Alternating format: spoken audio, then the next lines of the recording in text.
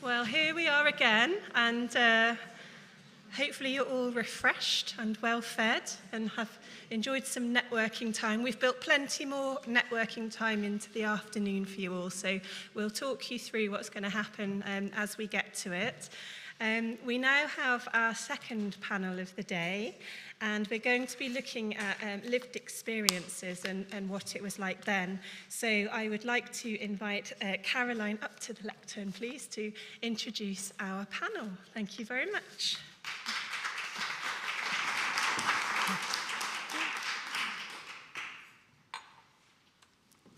Thank you. Hello, everybody. It's lovely to see you here today. And my name is Caroline van den Bos. I'm the Insight and Client Experience Director for Lloyd's Register globally. And I have to say I'm a relative newcomer to Maritime. So I have a mere 8 years behind me. But today I am really delighted to welcome 3 women who have a very long history and also great success in different areas of the industry. So, ladies, would you like to come and take seats?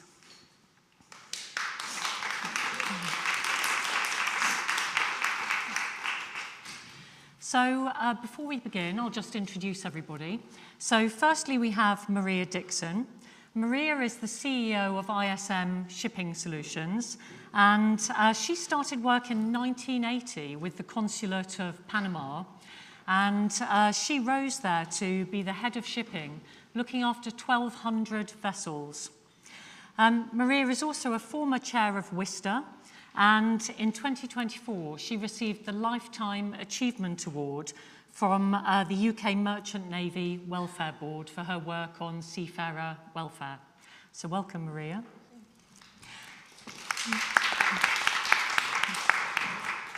Secondly, we have Anne James. And Anne was the only engineer in her class at Maritime College. The only female engineer, I should clarify. And yes, not the only engineer, but the only one that counted. And she then spent 10 years at sea as an engineer on container ships and scientific survey vessels, getting her chief engineer's ticket in 1998. And Anne then went on to work in design and shipbuilding and became the head of design for BAE Systems. And she has recently chosen to leave the industry to become a high school teacher. And then finally, we have Sari Mahanpa. And Sari has also been a seafarer, but has a PhD in maritime history and has published various papers about the experience of women in maritime. Sari is now the curator of collections at a maritime museum in Finland. And I am very much looking forward to hearing their observations. So what we'll do is just, I'll ask each of our guests to talk for up to 10 minutes. And after that, I'll pose a few questions to the panel. And then I hope that we'll also have some time for questions from the floor. So, if I may, Maria, could I ask you to begin? And tell us about your experiences, what it was like in your early years, and how things have changed. You want me to be there? Wherever you like. If you prefer to sit, please sit. If you'd like to stand, do. Yes, thank you. Good afternoon, everyone. As you heard, my name is Maria Dixon. In July 1980, with only 15 days of being married, I started shipping in the city. I started working in the Consulate of Panama. It was one of the busiest offices of the Panama Registry in Europe, in the world, really. I had in my office 1,200 ships. Think that nowadays there are registries, the total fleet they manage is about 500. So I have like 2.5 registries in my office. And I was a secretary. I had studied economics and journalism, but I was a secretary because that's the only thing a woman could aspire in those years in the city. You'll be secretary, receptionist, things like that. There were few lawyers and solicitors. I had the luck and the blessing of having two bosses that they believed in me, and as I was showing my work, they think that I could progress, and they trained me to become a shipping woman. And I also had all the support of all the lawyers who used to come to the consulate to do the registration of the ships and the registration of the mortgages. And I would never say no. I would say, yes, we cannot do it because this and that of the other, but if we do this and the other, you can have it. So he would never go back to his office with, sorry, it's a no.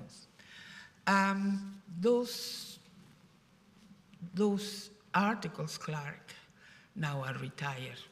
And at one point, they were the seniors in their law firms. So you can imagine the rapport I had with all of them when I knew them as a clerk and I was the teacher. So I think that, when the constellation on the sky, they got together, I think that that's what happened. I was in the right place at the right time. Experiences, well, you couldn't, up to a few years before I started, you couldn't go into the Baltic Exchange if you were a woman. Women were not allowed. We have Inge, who was a Scandinavian, Danish lady, and she's the one who told me this firsthand, that they couldn't get in. One day she was invited to eat at the Baltic Exchange with the director, and they have to sneak her through the kitchen because they couldn't go through the front door because she was a woman. Then I have seen the program of a WISTA conference in London. There was no WISTA International at the time. And it says, women are reminded not to wear trousers. So you can imagine how we used to live. We were not miserable. We were not in the gallows. We were okay because in the house, in the street, in the shops, women had a different role than we have today. So for us, it was normal to be, but it was hard. A lot of the city, I was yesterday in the city, and I found it so different. You see all these men dressed in black with these suits, with this tie, and you hear this continually like hammering, everybody walking quick on the street. And that was the only thing you would hear on the streets of London. Now it's nothing. And most of the offices are empty. So the whole problem or decline we had, it was when Mrs. Thatcher decided that she wanted to tax the Greeks. And the Greeks decided to leave. And that was the beginning of the decline of the city. And the Baltic Exchange wasn't boiling always with a lot of energy and a lot of. So then everybody went, and they went to Piraeus, and they went to Greece, and they set shop there. So they had only here like a representation. So London started the decline on all these problems we had. In the consulate, because of serious crises like Norway, like the South Africa oil, like everything, we were very busy. We had sometimes 4 or 5 ships in one day. We used to register 4 or 5 ships in one day. And mortgages and the banks and everything. It was amazing. Today is not like that. Today, shipping, I can see that it's like a slow motion. So the idea is how to explain you, those years were difficult, but we managed to get through. I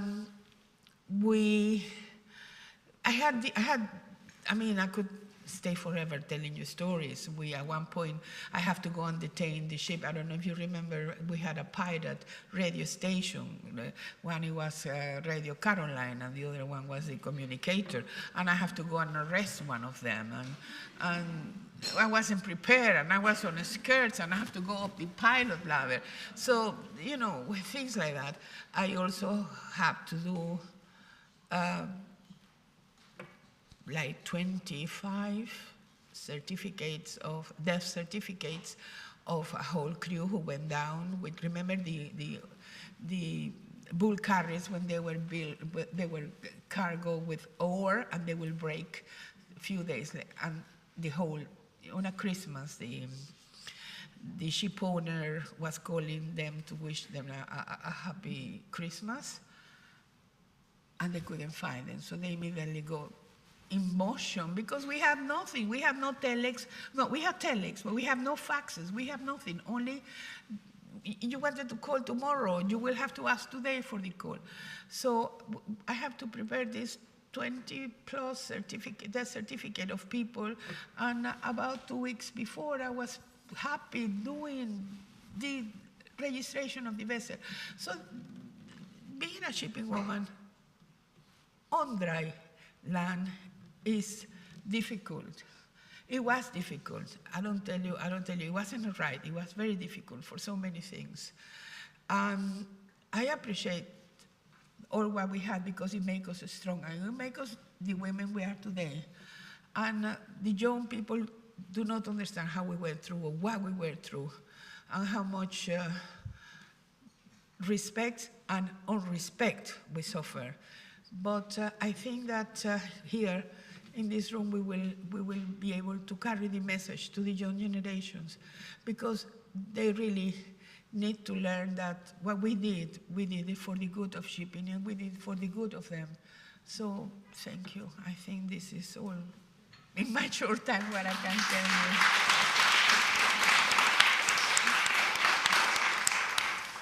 you. Maria, thank you. And Anne, can we turn to you? I can stand there. I'll stand in the middle. How about that? So they've got my name down as Anne James. It's actually Anne Madsen. But that's one of the big problems of being a woman in this industry. I was born Anne James. I was at sea as Anne James. I was a shipbuilder as Anne Madsen. And there's total confusion. Two people know me from different lives. And I still have the old email address, which is why it gets confusing. Anyway, I was born in 1970 to a Royal Navy family. My dad was a submariner, my mum was a naval nurse. So I just assumed I could go to sea. And I like doing engineering, so I assumed I could go to sea as an engineer. Nobody bothered to tell me that that wasn't going to work. I was at 16 when the Royal Navy came to school doing recruiting, and they said to me, oh no, and they offered me kennel maid or writer, or unlike the boys, I could fund myself through university, do an aeronautical degree, and then see if I could apply, whereas the boys could be sponsored. End of conversation. And I'm like, oh. And at that point, and it's going to be an interesting figure as my dad in this, my dad says, I'll introduce you to the other half of the family that we don't talk about. That was my cousin who she had spent 10 years, they said she had spent 10 years at sea running down to Australia and back. The girl who was my babysitter, who had run away to sea and was a third mate with overseas containers. And he went, and my grandfather on the other side, who was a merchant seaman, and I'm like, who knew? So I thought, maybe that's a route for me. And there was a poster up in school, join the Merchant Navy, talk to the careers office. I went to talk to them and they said, well, we put the poster up, but we know nothing about it. So I was living inland. I went, okay, that's going to be a bit fun. I had a teacher in school. I accidentally took an A-level in design technology that I never wanted to take. I was supposed to do double maths, physics, and chemistry. Things went wrong. I did maths, physics, and design technology. And an amazing teacher. And he kept putting things in front of me. And he put this one in front of me, the Royal Naval Corps of Constructors. He must be prescient, because that's actually what I've ended up doing 30 years later. Those are the people who design ships for the Royal Navy, which I ended up doing. He was brilliant. He was just like, you can do it. But at the same time, there was another teacher training to teach design technology. And he took me aside and said, no girl should be allowed on this course. If I was running it, you'd be out on your ear, right? So we've got these two sides going on. So I then said, I'm going to the Merchant Navy, got this list of 50 addresses that you could write to for companies. Loads of them are out of business, but I've got 4 types of reply. We're not taking cadets, but get trained and we'll consider giving you a job. Nice and neutral. I got the ones from a well-known shipping company registered in the Isle of Man. We do not, nor will we ever, have women in our engine rooms. We suggest an alternative career. Have you considered typing? I got that in writing. Right?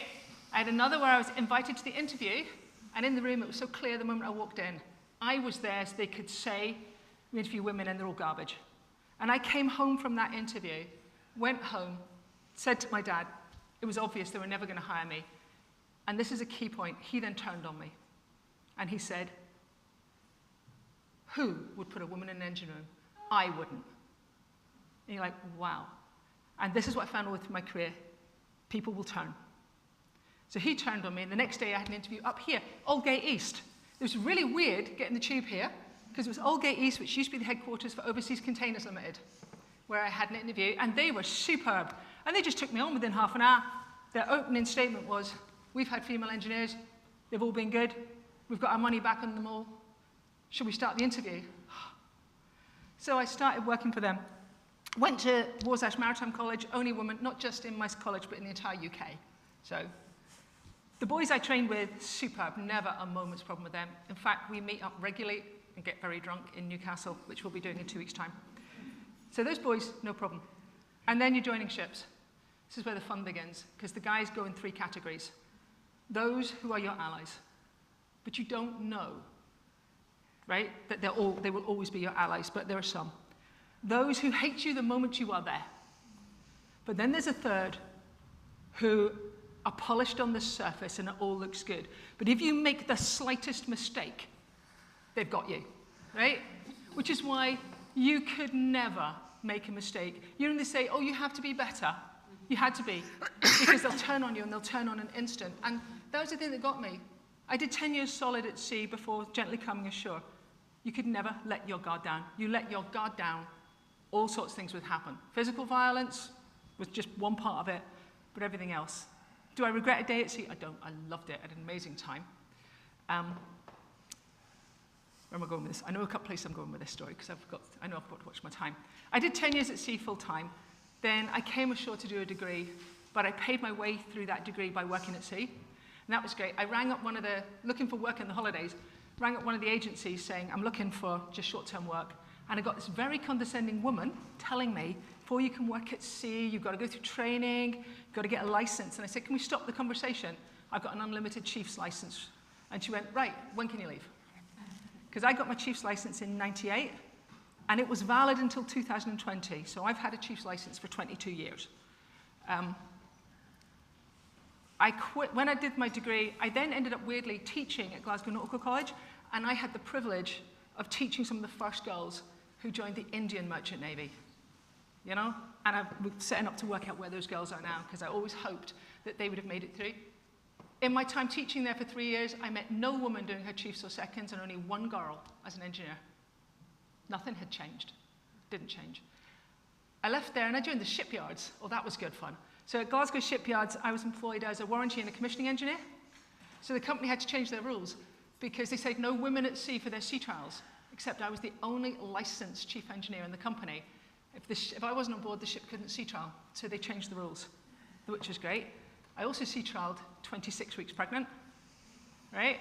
Which freaked them out as well, because I was going to sea trial, and I said, I'm pregnant. They're like, oh, you can't possibly go on the ship pregnant. I went, this is the Merchant Shipping Act. 28 weeks, you can't go against me. They sat me down with the company's lawyer, who said, can we go for the offshore oil workers regs, which are 24 weeks? Because, you know, the ship's in build. I went, yeah, fine. So I sea trialed the ship 24 weeks pregnant, 26, got off that ship, and they said, we need to sea trial this other one. I said, I'm now 24 weeks pregnant. You can't sea trial her, because you said I can't go on board. So that was quite interesting. Since then, they've actually stopped any pregnant woman going on the ships for sea trials. Things have gone backwards, because they've suddenly gone, what if something happened to your unborn baby? Wouldn't you feel so bad? The only accident I ever had in the shipyard was I fell up a staircase in the office. Okay? Never on the ships. But I had a couple of key moments. I sea trialed as chief engineer HMS Daring, which was the new flagship destroyer for the Royal Navy. An outfit who would never have allowed me to sail on their ships ever. And all their engineers were working for me. Do you know the power I felt in that moment? That power was even greater because they had let women into the Royal Navy, but these girls had to start at the bottom. There were some chief petty officers, female, who were now working for me, and they had never seen a woman over them. And that was fabulous. What was even more fabulous was the most senior Royal Navy engineer on board was undermining me with his stuff. So the company took me and him in a room, and I still love these words. Company representative said to him, and I'm not going to name him, "You're on board through courtesy. If you're not on board, it's not a problem. If Anne walks off, the sea trial has to stop. So here's the rules. Get off the ship, or you're barred from every single engineering space." And what his female engineers saw from that was amazing, and that was just so good to be able to do that. I also got to deliver the Royal Fleet Auxiliary's ship. Royal Fleet Auxiliary held women out longer than the Royal Navy. And I delivered, as the first ever chief engineer, RFA Line Bay, with the whole RFA crew working for me, delivered her from the shipyard. But the RFA refused to stamp the front of my discharge book. They stamped the back. So I have no proof I ever was her chief engineer. And there's no proof in that ship's record that a woman was its first chief engineer. That makes me annoyed. But the bits of difference, when I first went to sea, when I packed for sea, it was different than the guys packing. I had to pack my steel-toe boots. Can't get a pair of size 5s on a ship. I used to pack my boiler seats because engineers, we swap boiler seats. So, I'm quite small. So, you'd have a crutch around your knees, elephant arms, you take some with you. And you try working out, if you've gone on a ship for 4 months, how many sanitary products you need to take with you. Because the guys, there's a slop chest with razors and things. Now, you might have had a wife on board who's tried her best. And it might be some random stuff in that box, but you really don't want to be going there. But the nicest thing I can say about working in the UK was the women at sea there as wives, because they changed everything. And the men on board ship treated those wives with respect. So if you were lucky enough to be on a ship with a wife, things were going to be different. If you weren't, it was going to be hard. I've had stuff thrown at me. I've had one ship. If you had a bully on board, unfortunately, that third of the people who were nice on the surface, they would follow the bully. And I had, for 18 months, I couldn't go in the officer's mess because big glass ashtrays will be lobbed at my head, right? And when you make a complaint, it's like, he's more senior than you. This was the reality. But it sounds weird when I say, I did enjoy it. I would advise my daughters to do it, but they're both musicians and they don't want to do it. So it makes me very sad. Anyway, now, at the very end, I've taught university, taught college, worked in the shipyards. I've ended up, this is one of the nice things, I've ended up heading up mechanical engineering for BAE Systems in the Glasgow shipyards. Actually, not just Glasgow, but the whole UK for naval ships. In mechanical engineering, I never believed if you can't see it, you can't be it, until I headed up mechanical engineering there. Because in the mechanical design engineers, 25% were women. And they said it was because I headed it up. Whereas you looked at the other departments, they didn't have the women. And I didn't really get it. But it seems to be true, So that was quite nice. I've now quit, and I'm training to be a high school teacher. Because as far as I'm concerned, that's where the problem is starting. I'm done. And I'm inside the 10 minutes.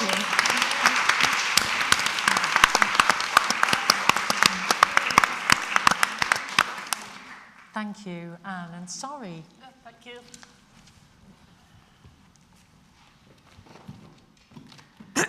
So first of all, I would like to take this opportunity to thank the Lloyd's Register Foundation and Joe Stanley for opportunity to be part of this day. So this is fantastic to be here.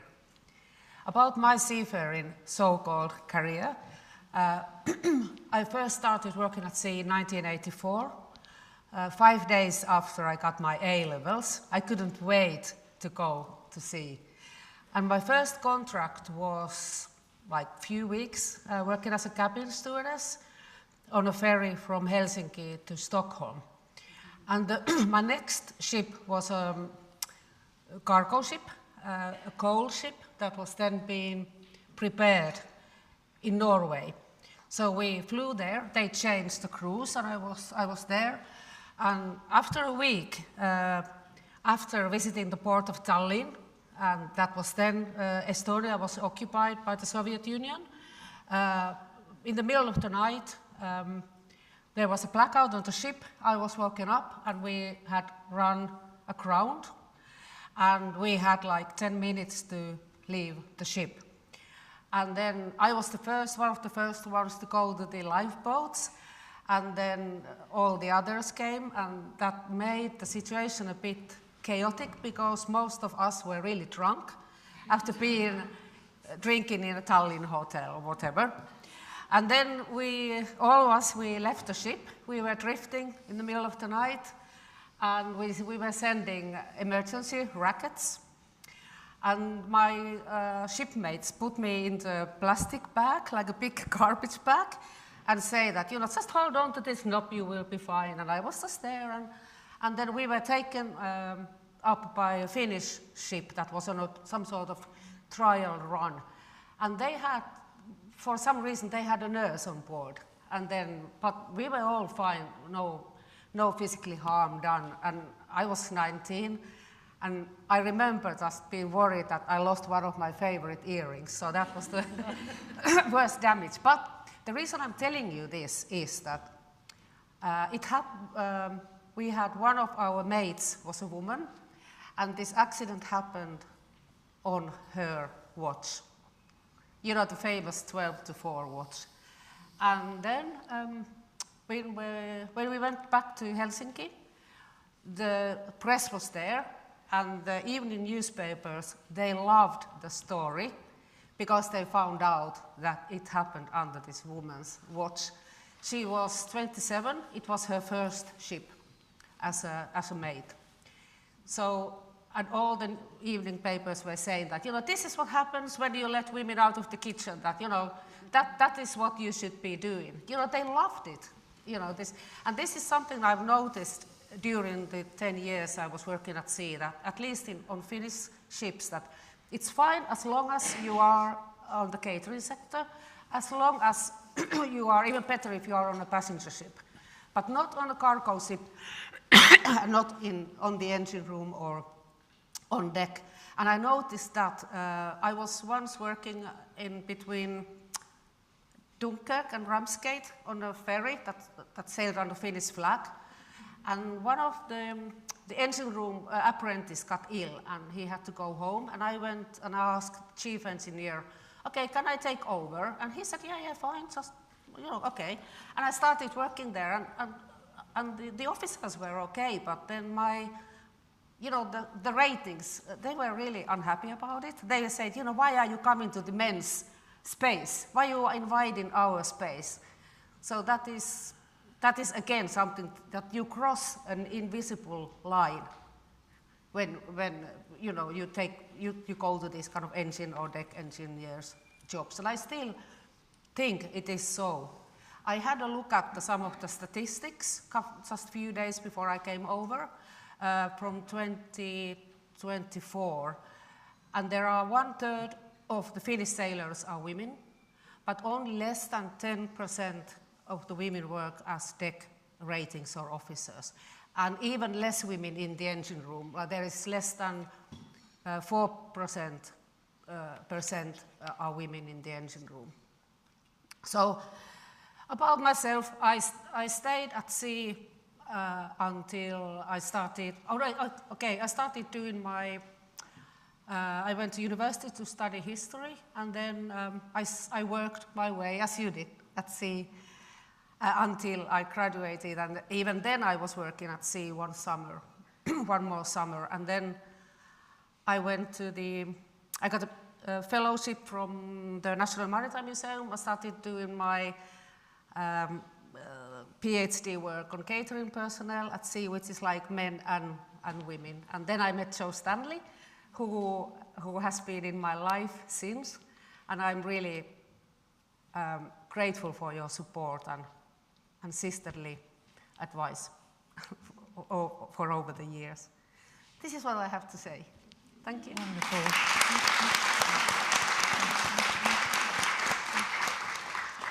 So, thank you everybody, and I feel a little bit depressed. Just listening to all these barriers and limitations that women have had to really navigate and cope with, some of them structural, some of them attitudinal, some formal, some informal, invisible, but nevertheless meaning that you've all had to have far more resilience, I think, and grit than perhaps men would have had to have in similar circumstances. So I guess my first question for each of you is really, what made you stay as long as you did? Maria, can I ask you that first? I love my job. Passion, shipping, never a dull moment. Every day was different. You know the amount of people you meet with the interesting lives, the amount of cases, the amount of problems that you solve, how every single deadline is an internal success of, wow, I made it, I can, you know. So this is what,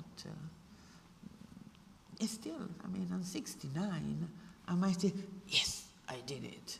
So it's something that is inside you. Thank you. And Anne, how about you? I love heavy engineering. I could probably be just as happy doing train engines. So the engineering and the big size of it, really, I loved. But at sea, I love where I went. I spent the first 5 years for container ships at Japan and Australia, but when I got bored of those locations, I switched to scientific survey. So that was in the North Atlantic, but I've been lucky enough to work in Antarctica as well. So I've seen parts of the world that, you know, unfathomable, and I just loved the places I got to go. But also, I'm a bit of an adrenaline junkie, and a ship's engine room is not a calm place, especially when you're working on very, very old ships. It is heart in your mouth, the water's coming up around your ankles, what you're going to do next. So I kind of got a kick out of that. Thank you. And sorry, what about you? I think it was the people, you know, the other women especially, I met during my years at sea, and we are still friends, and we keep in touch. And the other thing was that the lifestyle becomes addictive. You know, when you work, like, I was thinking, like, how could somebody work from like Monday to Friday, 9 to 5? You know, it's so boring. So it was really nice to work long periods of time. Then you have long periods time off, you can do whatever you want. And for me, when I was a student, and the pay was quite good. So that was one of the reasons. So many reasons, really. Excellent, thank you. And what benefits do you all see for the industry if we can actually get to a point where we have a better gender balance? Anne, can I come to you first? Ooh. That's a difficult one. Probably better at the problem solving, because there's a bit of a testosterone thing going on when you've got something all going wrong and just 5 guys there. And I've seen this when someone says, oh, what are we going to do? And then you have the wrong person goes, oh, we can do this. And everyone else goes, brilliant, we'll do that. And you're like, no, please God, no. Think about it for a moment. And I think if you have more women in there, you slow down that and you stop, you take a beat, and you'll actually get a better quality of solution. And I've definitely seen that in the shipyard. The nice thing is shockingly, there might not be many women at sea, but the percentage of women coming in as welders and shipwrights and plumbers and electricians in the yards in Glasgow is phenomenal. It really is phenomenal. Really good, thank you. And sorry, what about you? I must say I agree with you completely. It's always good to have like different people in a team, different types of people. And this is maybe me, but I seem to trust women more than men. You know, so many men, they have this kind of masculinity that you have to show off, and women don't seem to have that much of that kind of burden. So yes. Yeah, and if I can add to that one, I was told on one ship afterwards, one of the guys said to me, he said, you do not know the impact you have on the atmosphere on board, because you can never be on a ship you're not on. Yes. They said putting one woman in the engine room just calms the whole place down. And I've never seen the opposite. I don't know. Yes. So I have to take what they say. Thank you. And Maria, what do you think? I agree with them totally. But one of the things we have to do is attitude. We have to work on the attitude for all those young boys and the not young. And once they have the right attitude, everything will be like a balance. It will be a balance. It's like in a family. You have brothers and sisters, and one do the hoovering and the other do the cooking and the other do the laundry. So you will have the same ownership on a different, but it's the attitude, it's how they have been educated. If a mother educates a child that he is the boy and he has to be playing the Nintendo all day while the girl has to help her, then we are doing the wrong thing, because you have to make a balance for everybody to collaborate. So this is the attitude, I think. So yes, I do agree with them, but we have to have emphasis on the attitude to make sure that everybody knows where they stand. Yes, thank you. And sorry, could you just comment a little bit more on coping with workplace culture? It was something that I already said actually in my introduction, that the culture on board, that how I saw it, was there are these double standards of it, that it's okay, it's fine. As a woman, you work on the ship, but you have to know your place. And if you don't, then that culture didn't really favor that sort of behavior, that you would do like men's jobs and so on. And I think I'm always, as a historian, I'm interested in, of course, things that do change, but things that do not change. That, it's something that, the people hold on into, is some hierarchical structures that tend to stay the same. And I looked at the statistics that although, there are the 1/3 or 1/4 of the maritime workforce in Finland are women, but still, it's the same as like over 100 years ago when I looked at the, where the women and men work on ships. Surprisingly little has changed. It's still very rigid, this line, that, what women do and men do, and it's something that interests me in the shipboard culture. And Anne, how far do you think then that things have really changed, or do you see more in common with the past than you do change? Yeah, as I tried to say, that it's surprising how little things have changed. Although women have more of a choice now than they did before. Like as I said, like this 10% of women now work on the deck section, but still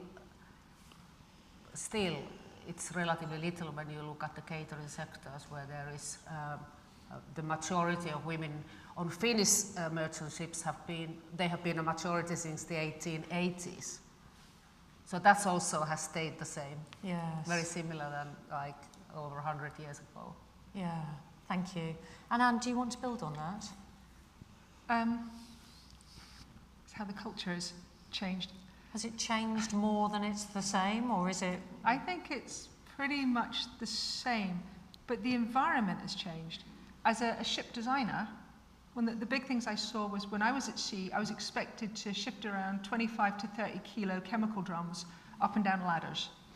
But I'm designing for a one-man lift of 18 kilos now for a military vessel. And we're designing from what's called the 5th to the 95th percentile, male and female. So now when we're designing a ship, it's designed for anybody. That's a huge range of people. It's almost the tiniest woman to almost the largest guy. We're designing a ship to work for that.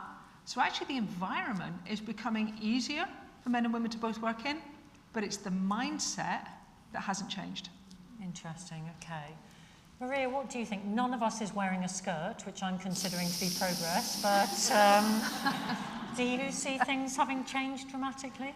Well, in the 60s, 70s, 80s, and beginning of the 90s, you couldn't study shipping. You study shipping chained to your desk with your boss shouting at you. Nowadays, when you go to work to an office, you have a master, a post-degree, a doctorate. You have all these paraphernalia of studies you can take that you couldn't take. So that's what it has changed, that we were actually molded to our mentors and our teachers in the office, in my case. So nowadays, everybody who wants shipping, they just go and take a career and then go and looking for a job. So I think that's what it has changed. Yes, thank you. And just before we come to the floor, I had one more question I wanted to ask you all. So UN Women have highlighted the relationship between the proportion of women in senior leadership roles in organisations and their investment in human capital and in environmental stewardship. Now, both human capital and environmental stewardship are crucial for the future of shipping, but we still have relatively few women in senior leadership roles. So I'd like to know from each of you what key interventions you think could be made to get more women into senior leadership roles. And sorry, could I start with you? Yes, you can. I just don't have the answer to that. But I'm still thinking that, everything we have discussed here today, it's a combination of things. There is the kind of example that we have to show, that it's education, and I think it's a combination of so many things that, because I cannot see any reason why, women wouldn't be capable of doing those things. So it must be like more structural barriers that, why there are not more women into those positions. Yes. I don't know. And Maria, what do you think? How can we get more women leaders in maritime? The first thing they do, although they don't want to say, is she going to get pregnant? Is she going to have babies? If we actually employ her, it will be cheaper than employ a boy. So this is work against us. Second, if you actually get the job and you get pregnant, because everybody has a life, and if it's a man, the wife will have the baby, but nowadays it's the wife, the woman who is in the office having a baby. So she goes to have the baby, and when she comes back, the person who was next to her or below her now is above her. So she cannot come back to work at the same level. They may give her the same pay, they will give her another job title. So still the corporate boys running very much the game. That's what I think. The same time when you are going to talk about pensions, about all many things, is the boys and the big corporation the one who lead what they want the tune to sound. That's my opinion. And Anne, you spoke about the importance of being a visible role model for women. What else do you think needs to be done to really help more women into leadership positions? I didn't think I had an answer to this until I was thinking, what on earth am I going to say? And I realised there's two things. You can imagine my background. I'm very plain-spoken, right, when it comes to engineering. Now, being very plain-spoken, calling a spade, saying it will not work. In a man is considered strong leadership. In a woman is considered a difficult person. So all of a sudden you're not on the radar for senior leadership. I was head of mechanical engineering in a very major company, but I know I was going to go no further because I was considered very good at what I do, but also, I would fight my corner. So you would be difficult. So you have that bit that many of the men who are running these companies, they don't want to deal with what they consider to be the difficult woman, and they'd rather have, a yes man, which is very odd. The other bit is to get your name put forward for these roles. Now, a friend of mine, she should be celebrated. She is the head of engineering for ScotRail, and she used to be one of my engineers. She did the design of the Type 26 frigate propulsion system, right? She's brilliant. Somehow her name got onto a recruiter's list. So she gets the phone calls for these interviews. I've never been contacted ever by a recruiter. And I'm going to sing my own trumpet. I'm really good at what I do, but yet I see guys who are not very good, right? on these lists and on these shortlists and at these interviews. If you cannot get in the room, how can you be seen? So it is the recruiters, the people who, because they work from lists, who do you know? Who can you advise? You get one woman giving out the name, then other women's names get in there. Because we do run in circles. I know women who are very senior in engineering, not that many men. So my name isn't on their list kind of thing. So we're just missing all these people, because the recruiters a lot of recruiters are quite lazy. Well, you know what I heard now? That the recruiters, before actually going to the CV, they put it through artificial intelligence, and then the artificial intelligence sieve all the CVs, and then is the person the one who decided in what the artificial intelligence has decided. So watch it. So risks around algorithms deciding our futures as well. Goodness, okay. So is there anyone who would like to ask a question from the audience? Okay, that's working all right. Hi, I'm Sarah Robinson. I'm from the Nautilus International Seafarers Union, which you guys might remember as Newmast back in the 80s and 90s. I think maybe Anne was a member of us. I was a member, yes. All right. Look, we did a bit of work a few years ago about the issue of getting more girls to become cadets and that sort of thing. And one thing that we found was that the young men also found the industry a bit strange. Do you know what I mean? It was like they didn't want to work in an incredibly male-dominated industry either, because these young men, they'd been to school and college with girls.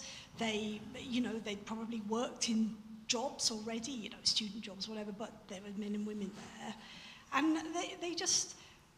I think that was the thing. It seemed like you had to kind of present the industry, or it would be a good idea to present the industry as a bit less weird. It's sort of like, that's what they thought. It was just like, you know what I mean? And I think it's about male allies, but also about kind of just generally making it a bit more of a sort of normal workplace.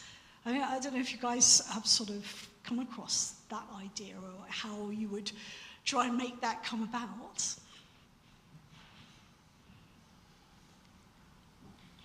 Any thoughts? How do we make shipping less weird? The problem with the young generation is that they don't know what is. I have at the moment, I don't need it, but I have at the moment a gardener, which are 2 GSSC lads. They come in to earn some money, and I do a better job than those two, but I do it to help them. And they are, because they are working, they are not in the Nintendo all day.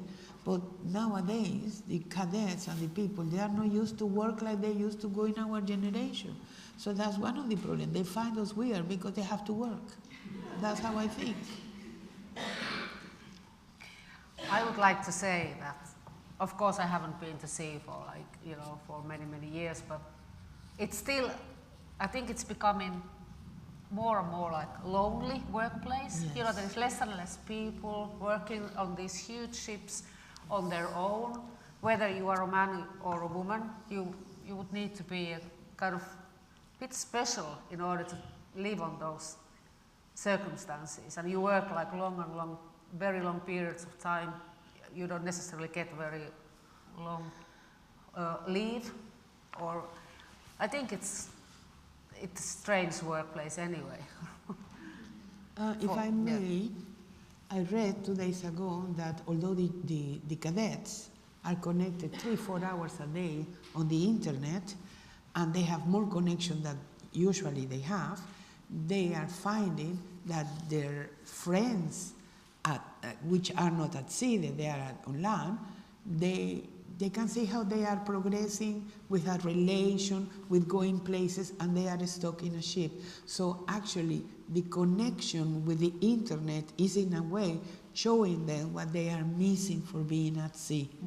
And I think that's an interesting point that I never thought about. Thank you. And does anyone else have a question? Hello. Sorry, I thought I'd stand up so I can see you. You're both all absolutely marvellous to listen to, and your resilience just shines through. What advice would you give to young female cadets coming up through the industry that are struggling to maintain their interest in the career because of the challenges that they face? Who'd like to go first? The ladies. Yes, it is worth it. If I listed off, I have chased penguins across an Antarctic ice shelf. How many jobs in the world could take you there? I have cut open sea cucumbers as part of a scientific experiment to weigh their guts. I mean, really? I didn't say it there, but I spent a year working for Doctors Without Borders, running flat pack hospital clinics that went inside riverboats on the Niger Delta. Wow. You know, the things you can do with what going to sea is going to teach you. You'll be incredibly resilient. You can get out of anything. You will see parts of the world you've never seen. But it's about facing each day and going, there's going to be something in this day which is enjoyable, or it's going to take me somewhere where nowhere else can go. You know, and to see a perspective other people can't.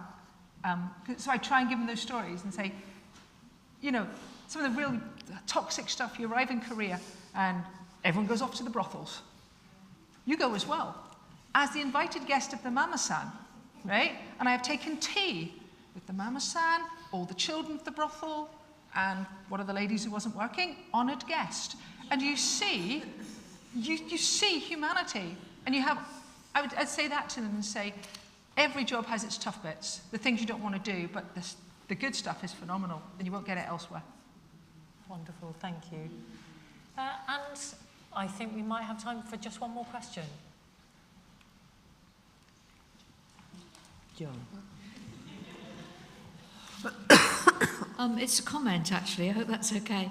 It seems to me, as I listen more and more today, that social networking is really crucial. So the existence of the networks and the existence of social media in enabling women like us to talk about the situation is really crucial. This is where we really are lucky to be living in these times, even though they're hard. And the panelists have really exemplified this, that we need to talk loudly and frankly about these things, and it's wonderful that we've got this day at last. Thank you. Thank you. So I think we've heard a lot about the difficulties, heard about the barriers, and some things that frankly feel outrageous today, but some of which persist. But we've also heard, I think, a lot of love for the industry.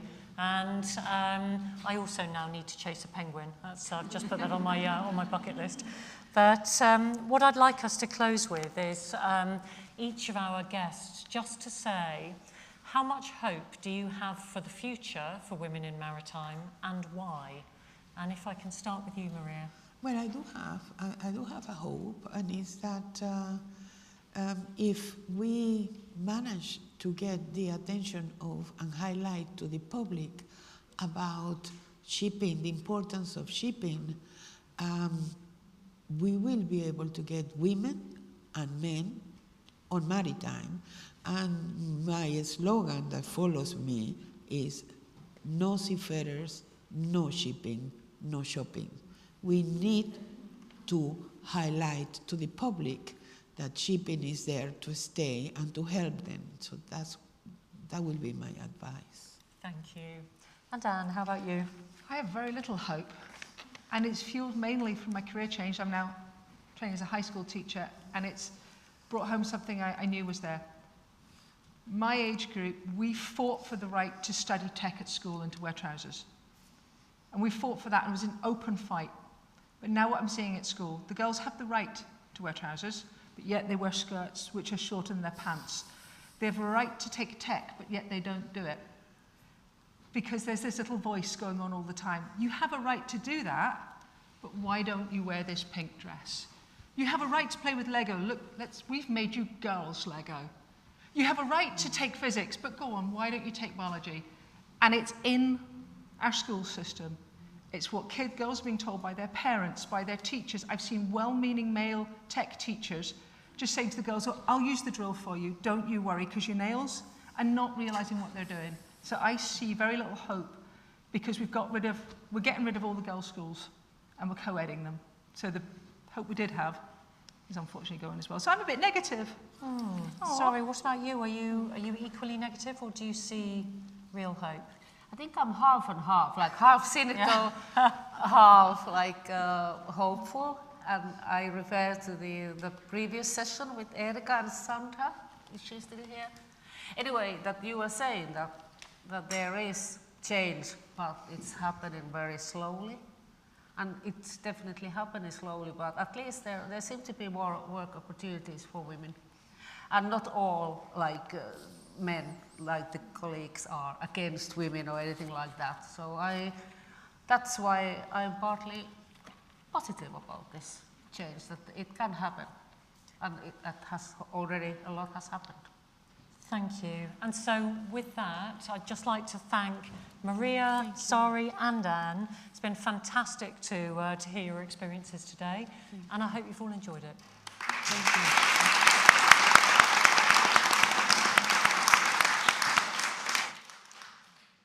Thank you ever so much. That was wonderful chairing and a wonderful panel to listen to. We're just going to take a couple of minutes to swap some of the microphones around, ready for the next panel. Please do have a little wriggle while we do that.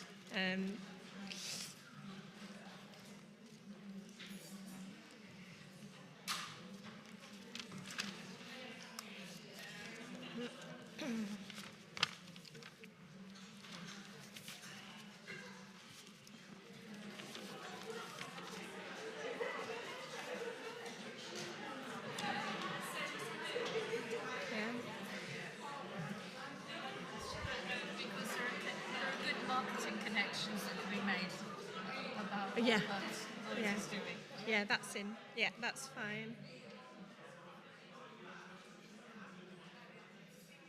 So we'll start again in about a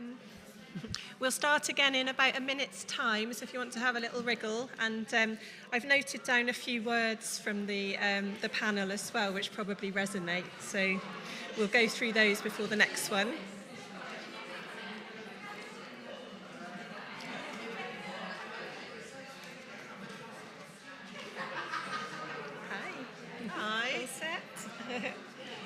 I'll introduce you and quieten them, and then. How do I pronounce your first name? Nazli. Nazli. Yes. Great, thank you. Hi. From Worcester side, you mentioned earlier the diversity library with all the books from several of the ladies here today. Is there any way that Worcester International is a way of accessing that? Yeah, sure. We haven't fully reopened yet, but I'll mention that in a minute. And also, I can introduce you to our librarian, Gina. She's just the one in the corner there. With the short hair sat down, and she curated that, so yeah. And we're always building on it, so yeah. And who is signing the timing? Someone is telling us? It will be either Sarah or Grace, one of the ladies at the back, so if you look that way. I have the flight to catch. Oh yeah, we'll keep it moving. Are you all mic'd up okay? Great.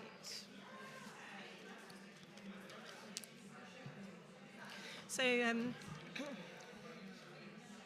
get him to put me back on. So, hello again to everyone online and back in the room. We're just taking our seats again, ready for the third panel. So, if you'd like to take your seats, we'll make a start. And I hope online that you're enjoying the day so far. Please do send any questions and comments through to us, and we'll make sure we share those with the people in the room as well. So our third panel is looking at commemorating the past today. After that, we've got some breakout sessions and time to chat. So I'm going to cut the chat short now, and we're going to carry on with breakout and lots of time to network after this panel. I would like to introduce our chair for this panel, Nazli. And Nazli does have a flight to catch, so we're going to keep to time and welcome everybody, and I will hand you over. Thank you very much. And thanks, Lloyd's Register Foundation, for giving us the opportunity. Let me introduce myself, Nazlı Selek. I'm a shipping lawyer from Istanbul, Turkey. I am practicing for the last 30 years, shipping law. And I am also in the executive committee of Vista International, This is my 5th year in Vista International. While I was listening the ladies, I thought about a global approach. Being in Vista International gives you a global approach to things, looking at things. I think Anne was saying that he is not hopeful about the future, but I must say globally, there are parts of the world who still needs an example. And for certain parts of the world, being educated, having a job, financially independent is an existential issue. And yesterday in the IMO, the Diversity Award was given to Professor Momoko from Japan, and she made a similar speech. So keep up the good work. It's not limited with this region only. Other parts of the world need good examples like you. I was watching a serial of Netflix, The Lydia Poet, an Italian lawyer. She was graduated from law, but she couldn't practice.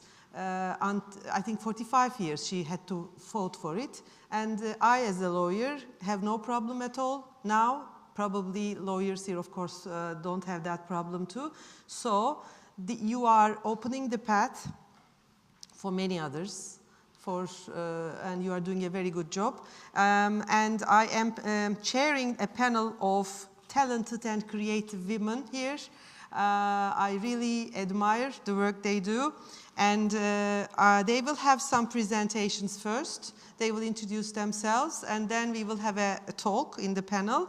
So we are starting with Irene Jacobs from Maritime Women Exhibition, National Maritime Museum of Rotterdam.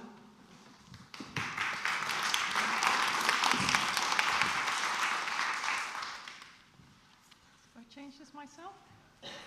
Can you hear? Ah, that helps. Thank you.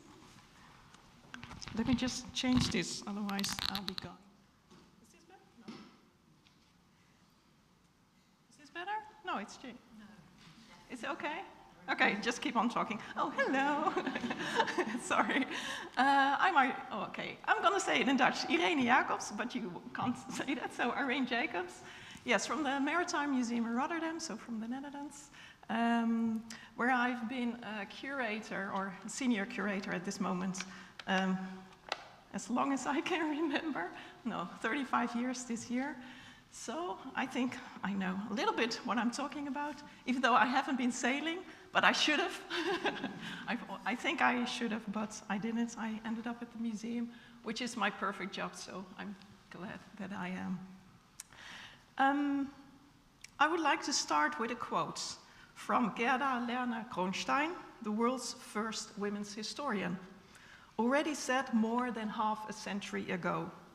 Keeping the history of women hidden has far-reaching consequences.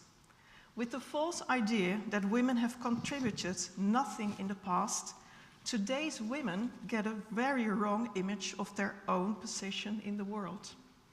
With the overwhelming emphasis on the historical deeds of their predecessors, men think that they are much more important than they actually are. And without a history of women to balance and correct that image, it is made very easy for them to look down on women. And therefore, women's history is the most important instrument for women's emancipation. Researching women's history, telling about it, writing about it, and showing it. In 2021, my long desire to make an exhibition about women in the maritime world was granted. Where did this desire come from?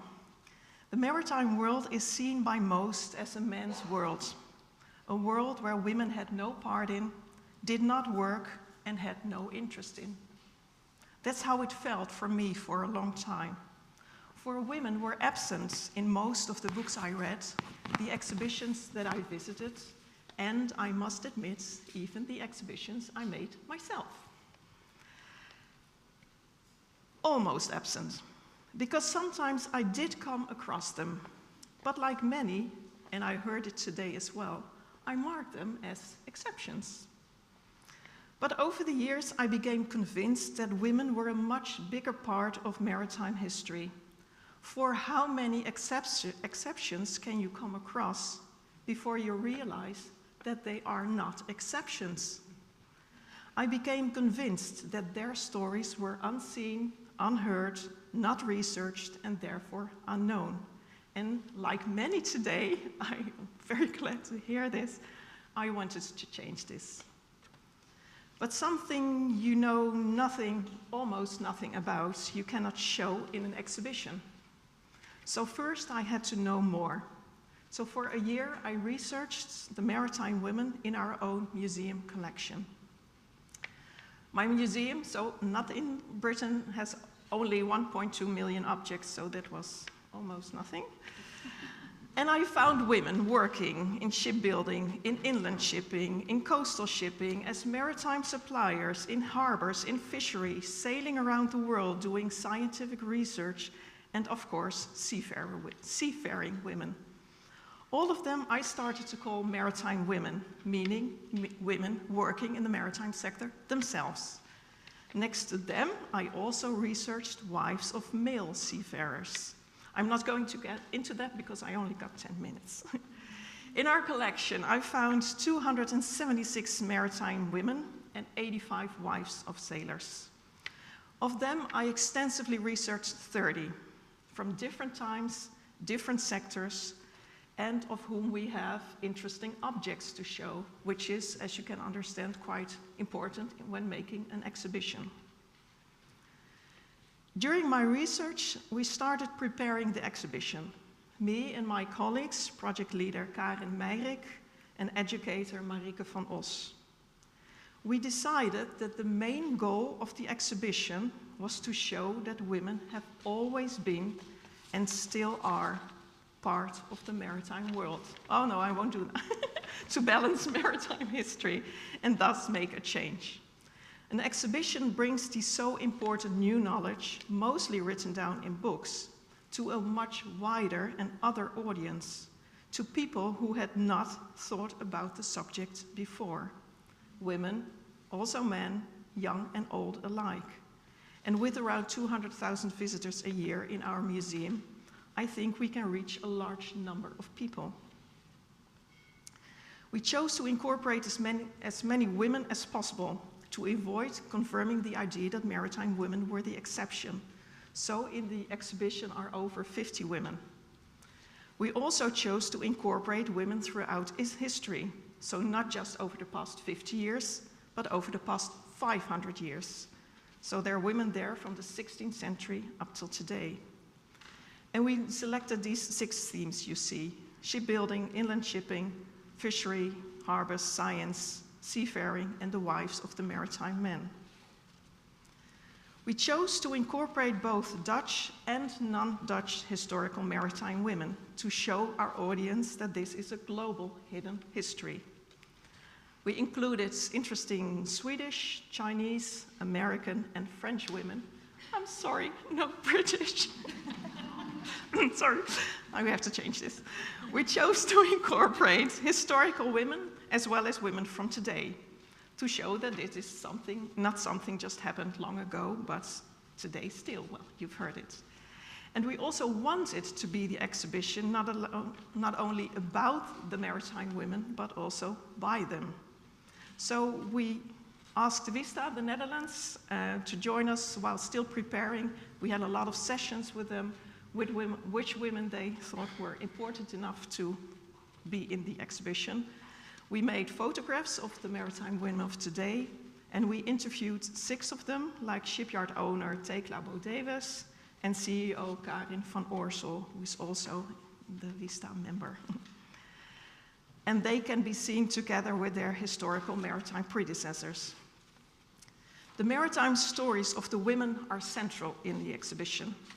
So what sector did they work in? What was their job? What were their responsibilities?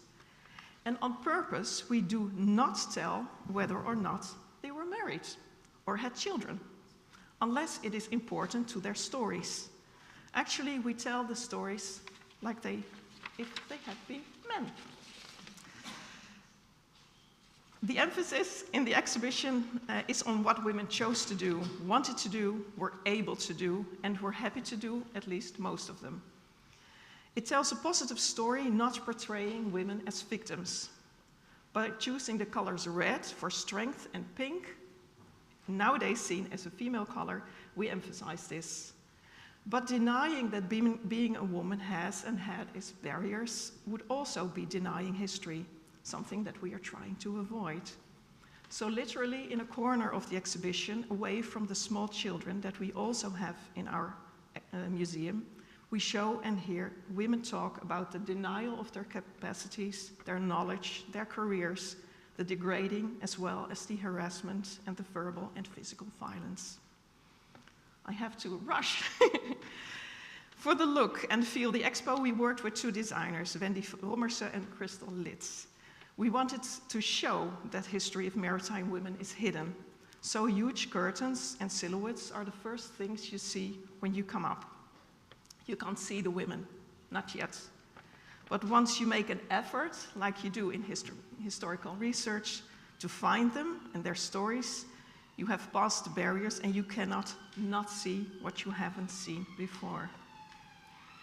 Trying to make a change is also by giving our audience tools to help them think and talk with their children, their colleagues, their friends or parents about the way that women and their achievements are looked at, either in the maritime world or anywhere for that matter. We do this both with touchscreens, with the line there, with questions, as well as a pavilion within the exposition with questions and mind triggers. So how was the reception and what is the impact the exhibition has made since the opening in early October 25? Well, actually, I haven't heard a single negative remark, even though we expected some skepticism at least. Sorry for the time, but we had a rather funny interaction that I must tell you with one of our male guides. He was annoyed when a group had specifically asked for a female tour guide. He said, "I am disqualified for being a man, not for what I know or can do well." It was a wake-up call for him, for being disregarded based on your gender is exactly what the exhibition is about. Well, it was so, sorry.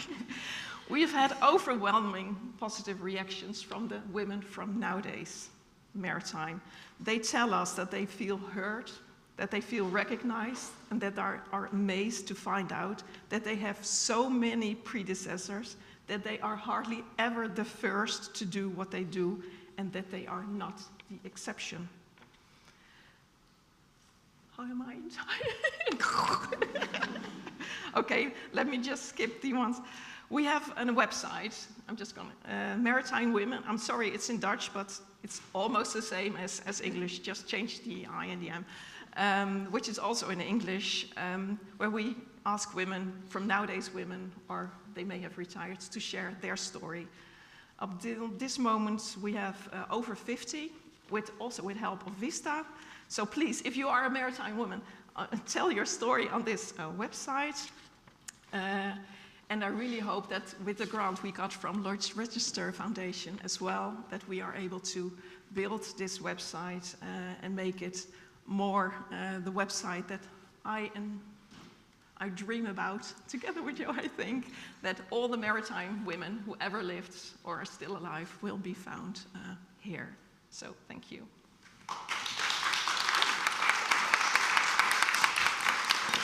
Thank you, Irie.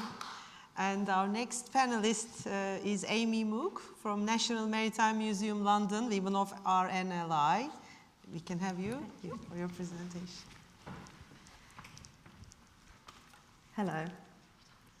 There we go.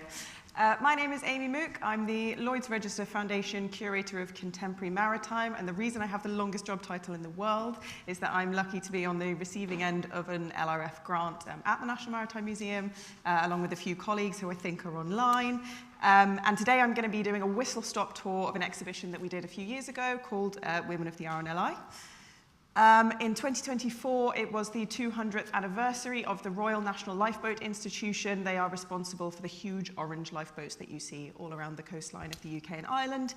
And we really wanted to celebrate the people stories that they had. We knew they had this really rich, their history was incredibly rich in people stories, and we know that the women made a huge part of that.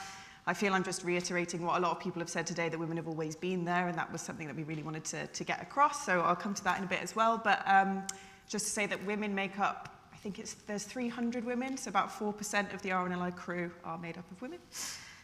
Yes, so I'm going to jump into this. The way that we, I guess, explored a lot of the stories was through the photography of Jack Lowe. He is a photographer who started the Lifeboat Station project in 2015. The project being, he would travel in this wonderful ambulance turned dark room that he called Nina, which is a great name for an ambulance. And he would travel all around, someone just got it, yeah. He would travel all around the country, photographing the crews, the lifeboats themselves, the station buildings, everything. And he would use this incredibly elaborate wet plate collodion process to do so. And part of Jack's process, because he was using this photography method, required him to be really patient and take a lot of time with the sitters that he was photographing. And we really wanted to, that was kind of part of the reason that we wanted to use Jack's photography, and also make sure that as we were acquiring these things, we were collecting those stories too. Super brief, this is what the exhibition looked like. We wanted to display the portraits of these women alongside the slipways or the kind of stations with which they operated to really keep them in that maritime context. It also showed lots of amazing coastlines around the UK, so now we have this amazing resource, I guess, of coastlines at the time as well, which is something we can use and compare to our historic photograph collections. But the main point of what we were doing was that we had these people stories, and then the people stories let us talk about these bigger themes. We wanted to repeat that. I should probably say, in terms of research, Irene and I were talking about this before, but we didn't do much primary historical research, if at all, for the exhibition, because we were highlighting these contemporary women's stories. That research for the contemporary women to us meant a lot of Zoom calls, phone calls, emails, you know, absolutely research in itself, but very not archive-based, which was really exciting. It was a complete highlight for me of the job of speaking to these women about their amazing stories. Less fun, as I'm sure you found as well, was then having to turn their amazing lives into 80 words or less on a label, which is, you know, not a fun job to have. But this is Leafy. Leafy was one of the first women that I spoke to, but also one of the first woman that Jack photographed in his project. She really sees this portrait as a cornerstone in her life. So her father had passed away just before the portrait was taken, and then she wasn't able to volunteer much longer after the portrait was taken due to health reasons. So she used the word cornerstone herself, and we made sure that was reflected in the label. So a lot of the research, I guess we were letting the women tell their own stories, is what we were trying to do. So I'm going to run through these. This has been said so much today, but women have always been a part of maritime history, have always been a part of the RNLI. We did a little bit of that history setting, so talked about Elizabeth Hofstedt in 1969, who was the first, is that right? Yes, the first woman at Atlantic College to volunteer for the RNLI. And then in 1981, Frances Glody, who was the first woman on an Atlantic-class lifeboat. But here we see Moira and Sheila. Moira on the left, she started volunteering for the RNLI in 2001. She wanted to start volunteering for the RNLI much earlier than that, but she was told she wasn't allowed, not by the RNLI themselves, but by the coxswain and the crew at the time at Ballycotton Station. The coxswain and the crew at the time were her brothers, and they said, "You're not coming on board, Sheila." But she claims she wore them down. And then Sheila, this was the first story we came across of a woman saying, "I joined the RNLI because of my mother, not because of my father or because of my uncle, but because of my mother." Sheila joined when she was 17. There was a lot of media around the fact that Sheila got into a kayak incident when she was 14, and that's what her mother had to rescue her, and that's what kind of sparked her to join. She claims that's not true at all. She wanted to join from when she was much younger. And Moira actually said to us that she was never in any doubt when that call came through that Sheila was going to make the right decision when it came to her maritime safety. Speaking of pioneering women, which we've done today, Janet was the first station manager at Tower Station in London, which is the busiest RNLI station in the whole country. Janet was part of the Met Police, for a very long time, and then she joined Wapping River Police. So she helped not only to set up the station, but to actually acquire the pier that the station was on for £1. Janet has an amazing, I don't know how you do that kind of negotiation, but Janet has an amazing story. And now is probably a good time to say that for both Moira and Sheila and for Janet and a few of the other women that we acquired their portraits of, we did actually do oral histories with them. So we have that amazing kind of history alongside the portraits themselves, which is all reflected in the cataloguing. Probably not as well as it should, but that's on me. We'll get to that. And then very quickly as well, we had Sloane, who was the first female all-weather lifeboat coxswain for the RNLI operating in Hastings. When she was when she was not being an all-weather lifeboat coxswain, she's a critical care paramedic, and in all of the free time that she has from obviously doing all of those things, she volunteered for the RNLI's flood rescue team. But we have an amazing oral history with Sloane as well, all about her, her kind of working in Hastings. But I guess the thing I'm going to talk about, which I know I have like 2 minutes, sorry Sarah, was about the impact of the exhibition and what it means, why we're here to talk about pushing the conversation forward. One of the things we wanted to do, which sounds similar to what Irene was saying, is really ask people about their experiences of the RNLI. We found very quickly as we were starting the exhibition and speaking to people, both colleagues, but also just friends and family, as soon as you say to them when we were doing something about the Royal National Lifeboat Institution, the amount of people that said to us, oh, I used to volunteer for them, or I have this memory of this station, or that kind of thing. So we wanted to give people an opportunity to leave those memories with us after the exhibition was finished. This is just a few of them up here. It was a really lovely interactive to have in the space. And I think for me, and I know we're going to come on to questions and conversations, but for me, the big thing about that exhibitions can do that maybe pure historical research can't do is be part of that conversation today, and is really have an open dialogue in the space. We saw that was something that people were doing. We'd hoped it would, and it did happen. So that was really exciting. And then the other impact I'll just mention super briefly was actually on the women themselves. I think so many of them were far too humble to understand why they were being, acquired into a national collection or why we wanted to speak to them. But we really couldn't have, and I'm sure you find you do your research as well, and every woman in the room, we can't do it without you. So yeah, it was really so heartwarming to see the women see themselves, if that makes sense. So there we go. Thanks very much. Whistle stop.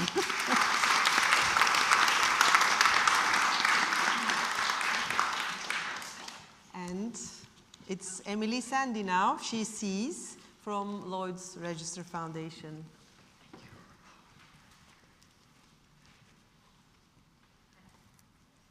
What do I do? This is a good start.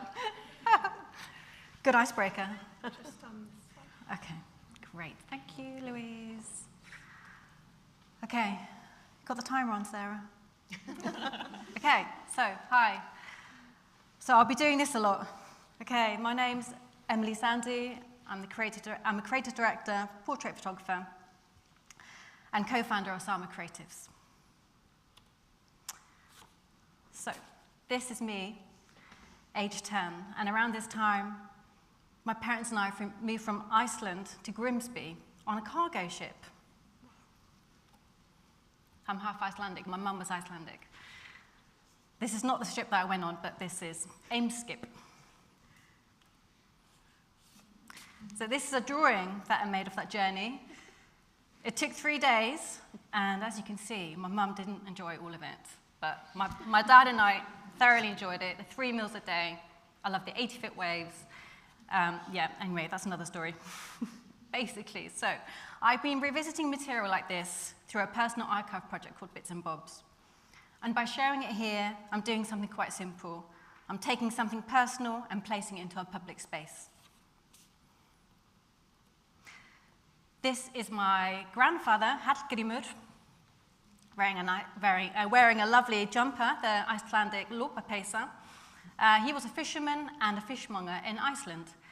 So my connection to maritime life isn't just professional, it's intergenerational. I think that most of Icelanders were fishers, to be honest. So these kind of images often sit quietly in personal collections, but they form part of a much wider shared history. So I am the creative lead for She Sees. the public-facing project of rewriting women into maritime history. So together with Carl Marsden, sat right over there, at Salma Creatives, we lead the project from concept through to exhibition, combining spatial design, portraiture, and storytelling. So She Sees is an ongoing global initiative exploring women's experiences across the maritime sector. Through photography, film, and exhibitions, the work shares stories from seafarers and engineers to pilots, scientists, and maritime leaders. This is Hannah Stowe. She's an author, illustrator, mariner, and marine biologist from Pembrokeshire, and she's one of the women that I photographed as part of She Sees. So the project works across 3 strands. Then, now, onward. Combining archival research, contemporary portraiture, and exhibitions, She Sees helps make women's experiences in maritime culture more visible, both historically and today. So the aim is simple: to help make women's participation in maritime culture, both past and present, more visible, because visibility matters. If you don't see it, you can't be it. For some, I take your point, Joe, so that could be another discussion. Which brings me on to my daughter, Fiola. Which brings on to the quote, so this makes sense. So more recently, my 10-year-old daughter visited the She Sees exhibition.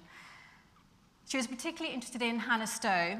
She's very inspired by her and her role, and afterwards went to research her herself. And she now tells me she wants to help the ocean and its creatures. So, and for me, that's where exhibitions are really important. They really matter. They create connection, curiosity, and visibility, and sometimes inspire the younger generation. So the following images bring together contemporary portraits alongside archival material, creating a dialogue between past and present. For the contemporary portraits, I ask each participant to choose a location that gives them a sense of place, a connection to their maritime world. I'm just going to show the images now. And it's a mixture.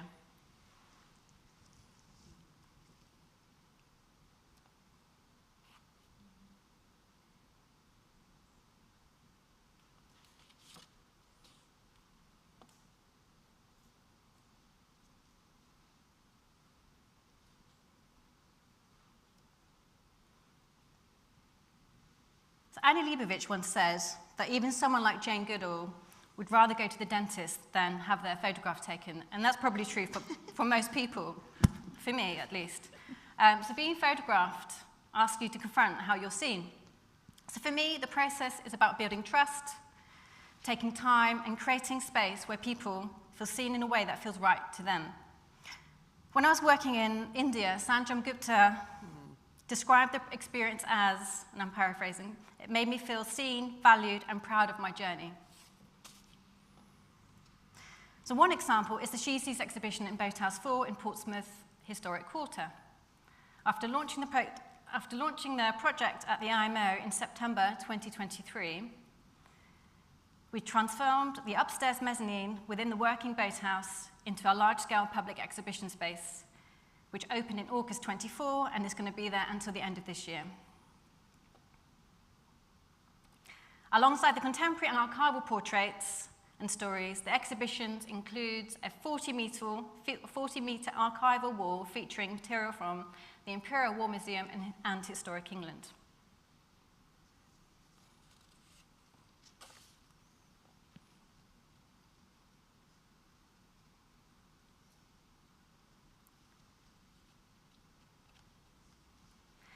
It was a collaborative effort involving historians, partners, and the University of Portsmouth team led by Melanie Bassett. So that collaboration is what allowed the story to be experienced in this way. As John Sokowski said, photographs don't exist in isolation, they exist in relation to one another. And that's where exhibitions become powerful. It's not just about individual images, but what happens when they sit together. As part of Women's History Month, to mark International Women's Day, a group of women visited the exhibition at Boathouse 4, and they were given a tour by the project manager, Sarah Mott. and later shared their reflections on LinkedIn. I've pulled out a few of those quotes, there's comments to share here as they highlight the impact exhibitions can have beyond the space itself.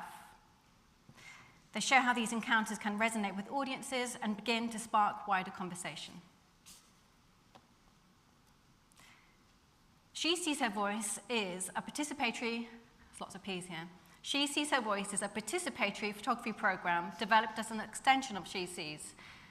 Using a participatory approach, participants are encouraged to share their own experiences through the lens of a camera. So over 5 weeks, I worked online with harbour pilots from Brazil, the USA, South Africa, and Australia, using simple photographic tasks to encourage reflection and connection. What emerged were stories and experiences shared through images and text created by the participants themselves, some of which I'll show in the following slides. This one's from Colleen in the USA. Our crew are second to none. I literally trust them with my life, and they've never let me down. Here's another one from Kate in Australia. Every ship brings a new crew, a new story, and a new rhythm to the day, a part of what makes this job endlessly engaging. So projects like this bring stories that often exist within closed professional spaces into public conversation. Last slide, I've got the 2-minute warning, is another extension, A Letter to My Younger Self. So we also created a short series called A Letter to My Younger Self, so encouraging reflections and encouragement to the next generation of women in maritime. I'm going to leave you with Reshma's words. Hopefully this is going to work.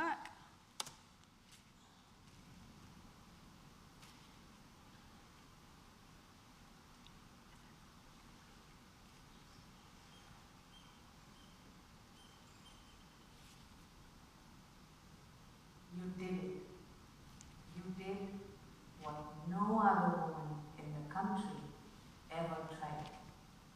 You are phenomenal, and you did what no one else imagined, and you are capable of doing so much more than what you think you could.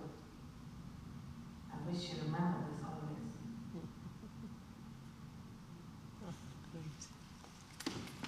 Thank you for listening.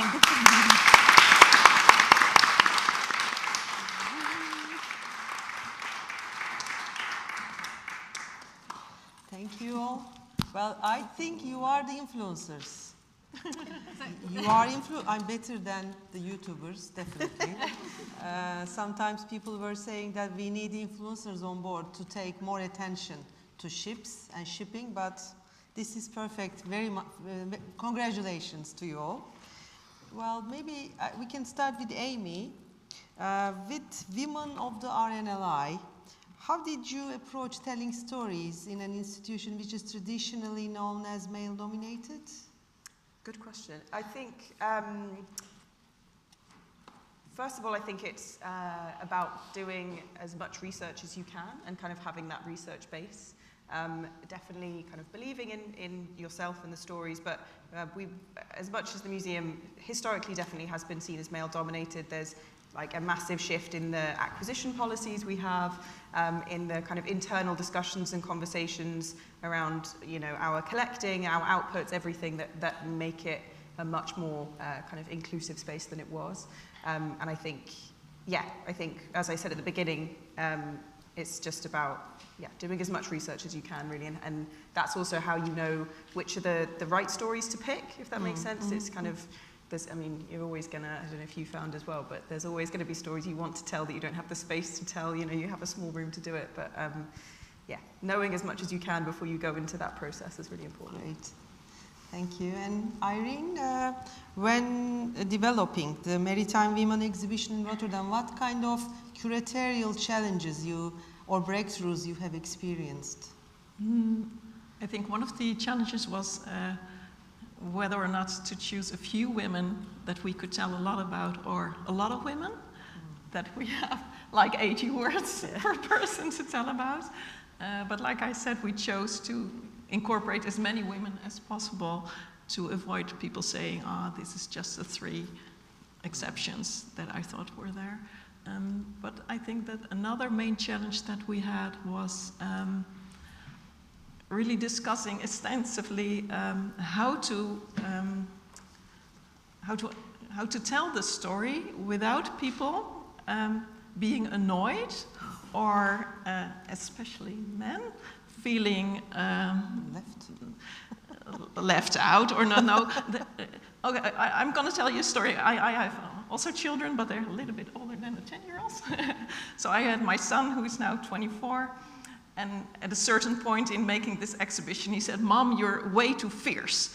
Whenever I just spoke about all the things that I found out, I was like, ah! I was angry every day for finding out so many about the women that we don't know about. He said, "Mom, you're so angry. I feel attacked as being a man for something I didn't know." And that really woke me up because at some point we said, it doesn't matter if there are only women come to the exhibition, because we never talked about whether or not it was a problem that only men came to our museum, like yours probably. But in the end we wanted both men and women, of course, to come to the exhibition. So that's why we chose to not say you are stupid or ignorant for not knowing this.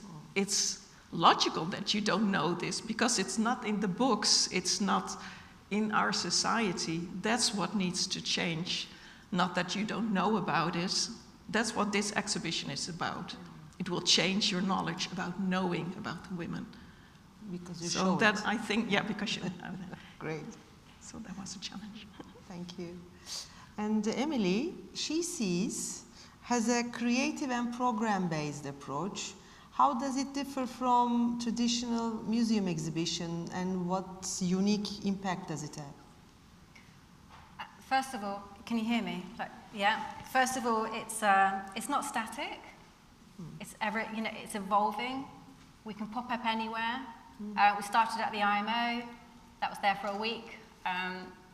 Portsmouth, it's going to be 2 years at the end of this year. There's one downstairs, pop up. There's going to be one in India at some point. But also, with museums, there's also that framework. There's so much,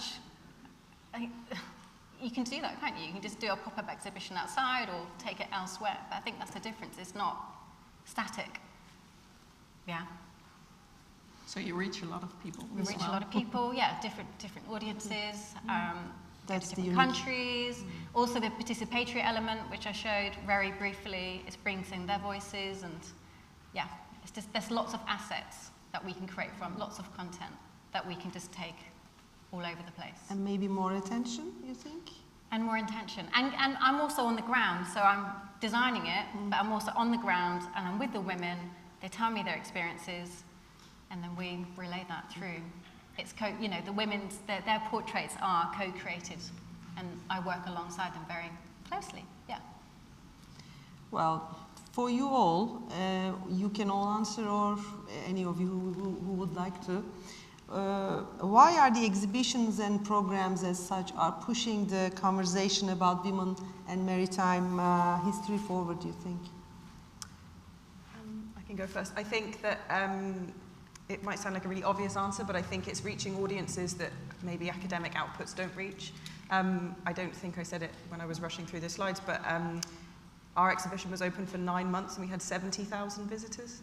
That's a lot of people that are, seeing portraits and hearing stories of women that otherwise would have sat on either, the RNLI website. They're very good at shouting about what they do, but again, it's having access to that website or knowing that it's even there, that resource is there to look at. So, yeah, I think exhibitions are very good at showing different people different things. It makes it visible. Yeah, it makes it visible, yeah. It gives it more of a human element as well, visiting an exhibition. You get more of a personal experience, so hearing audio or just, having that visual, if you can't see it, can't be it. It's to some, but things like that, I mean, it can be really inspirational. It's the visual, it's the visuals, the creativity that personally draws me in, yeah. Inspirational. Yeah. That's what I thought. The creativity, first. yeah. Yeah. And it also gives your audience the opportunity to discuss it with each other. Yep. So it's not an isolated experience, let's say, So at least most people come with more than one, and so they discuss it amongst themselves. Personally, I feel, for example, even when listening the previous panels, I feel a huge respect to those women. And I personally don't want that work to disappear. I personally want to build up on it. So it creates that kind of an effort, hopefully with the younger generation too. So you're making it visible has a great value, I believe. I think it's very important, that our museums don't see this as being a one-time exhibition. Oh, this is one time that we focus on the women. At some point, I also said, this is an exhibition I wouldn't want to make. Yeah, am I making an exhibition about maritime men? Everybody started laughing. So why on women? This needs to be something that is being addressed over and over again after this. Yeah, and I think the exhibition is kind of seen as an output, but as I was mentioning about the oral histories, and we've acquired those portraits, and there's the cataloguing that goes alongside it. In the museum world, we talk about it as like, what's the legacy of the exhibition? And it's very much that. It's not just a one-off. It's how can we now use these assets again and again and in different contexts with different audiences that mean that it's reaching more people and more people are feeling inspired. And empowering the women as well. Yeah. And also, but going back to the portrait process, but it's empowering them, and it can be quite therapeutic. Of course. Yeah. Anyway, that's another story. But I've done a therapeutic photography. I've done a course on it, and it's really interesting. So the psychology and just spending time with these women, but it's empowering them. They're having, doing that, being seen and looking at themselves. And I've seen some of these women in tears, just liking their portrait, but just being, it's empowering. Yeah. And how do you choose which story to tell and which one to take it to the center when preparing for an exhibition or the program? How do you make that decision? So, for instance, in Portsmouth, so we had initially we've got the UK women historically and now, as we have a base of heroes and all the archival stories. But when we were setting up in Portsmouth. Sorry, some water. When we're setting up in Portsmouth, so we want to centralise, the ones that were centralised, we're adding to it. So we had Emily Ball and Betsy Shell, who worked at the boathouse, and I photographed them, and we included them in the exhibition, and then we worked alongside University of Portsmouth, led by Melanie Bassett. Thank you so much. led by Melanie Bassett, and they brought in the dockyard workers, and that's central to that location, and that came into play. That's my answer for that. Yeah. And I think building on what I said before about it's just knowing as much as you can before you go into that process, and it never feels kind. I don't know, it feels really horrible to be the person that's like, yes, no, but that's curation in a way. Yeah. So we try and do as much as we can with everything we have. But for us, it was also speaking to the photographer, so speaking to Jack, and because part of his process was that having to be patient and with the collodion thing, we wanted to hear what Jack's feelings were about the sitters and maybe interactions he'd had with them that otherwise that would never have been captured had we not asked those questions. And yeah, so just knowing as much as you can.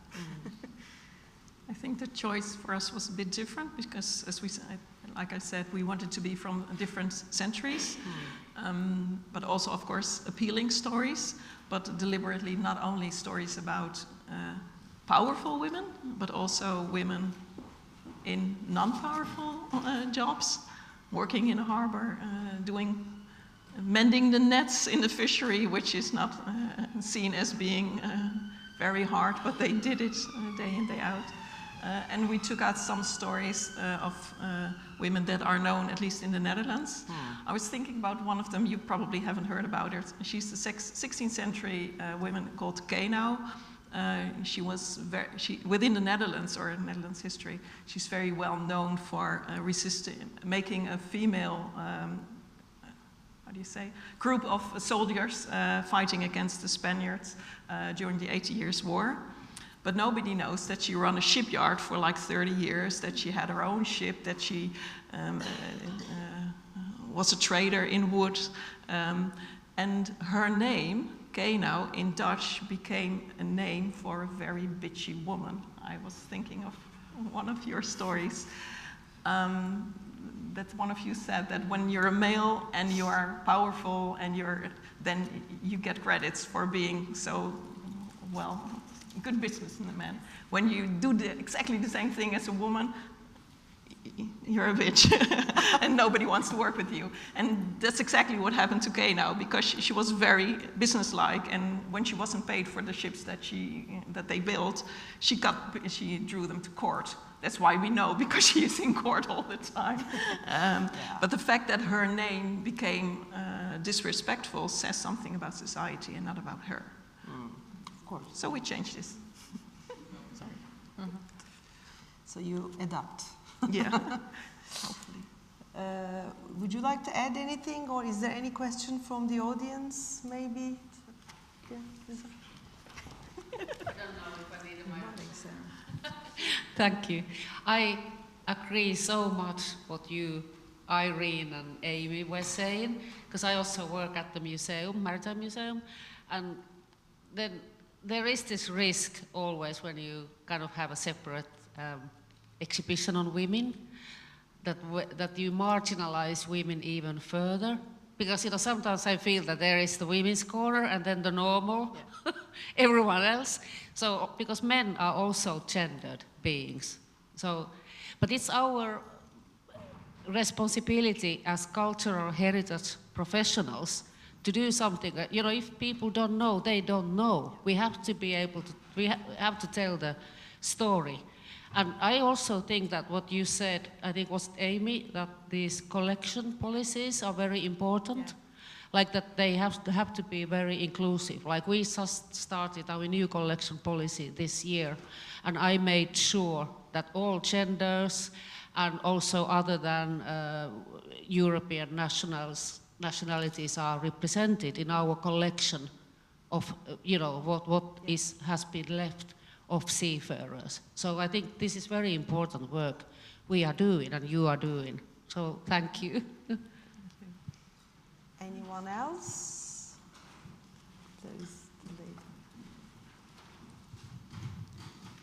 Hello.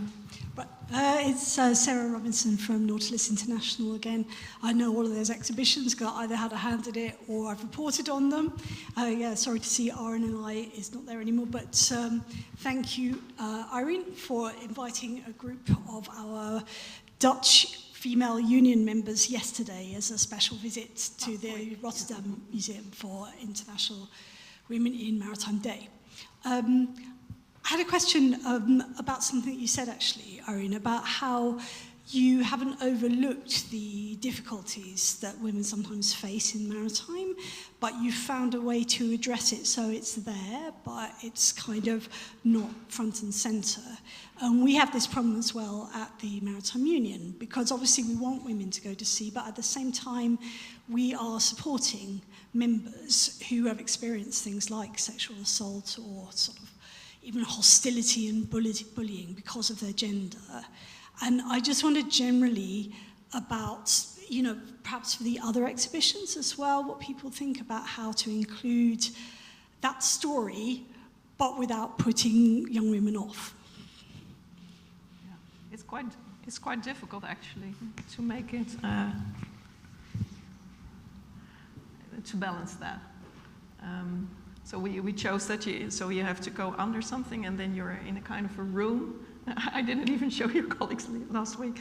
And we interviewed people because that is also nowadays a very good way, interviewing them and putting the interviews in the collection so that they keep there, they will stay there. Talking about the harassment, but also showing newspaper clippings from the 1970s, for instance, when or the 80s in the Netherlands, when the first female seafarers were in the Dutch Navy, and the people that objected it most were their wives of the male seafarers.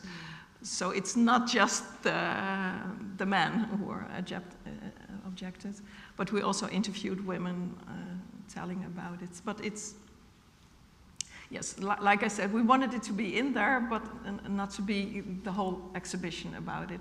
Also, like I said, not wanting to portraying women as victims, which they are quite a lot of the time. I don't know how you feel about this. Actually, we should put the man who did this in this exhibition, but we didn't interview them, but maybe we should, because it's them doing the, not all next men. time, So, maybe. Next time, yes. One day. Yes. Irene, I think the word victim survivor is a phrase that some people use, hyphenated, as a way to deal with both suffering and defiant struggling. The question I wanted to ask is the relationships of publications and exhibitions and what next. So, for example, there was a book about women in the RNLI, and now there's been this wonderful exhibition. And when exhibitions happen, people come and they see the exhibitions and they discuss it and they bring you information. And I'm sure the same happened in Portsmouth too. So I'm wondering, some of you, what do you do to persuade your institutions to take on the new information that has emerged? And I guess that information would not be just in the form of exhibitions, but in publications and sort of follow-up websites. Yeah, I think for us, we're really lucky that we, as part of the kind of contemporary maritime team that I sit in, we now have a digital content manager. And James is wonderful in taking some of those stories that we can't fit into the exhibition and doing online posts about them, or kind of coordinating with other teams, whether that's whoever it might be, to make sure that those stories are kept. From a kind of collection side, we try and do cataloguing as rigorously as we possibly can to make sure that the information that I had, that I got from all those conversations doesn't just stay on my laptop, but it stays somewhere that the public can access.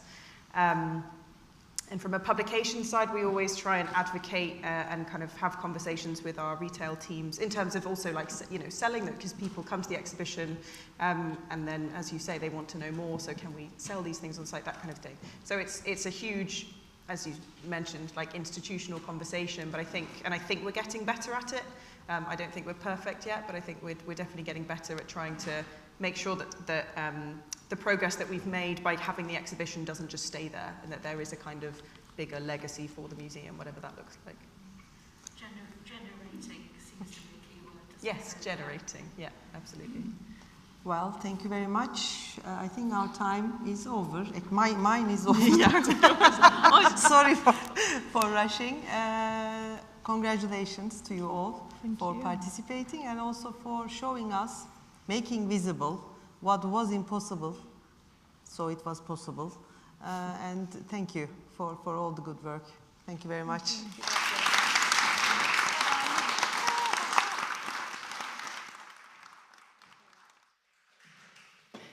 Well, thank you for another wonderful panel, and thank you for keeping to time as well. So hopefully you can make your travel plans, which will be perfect.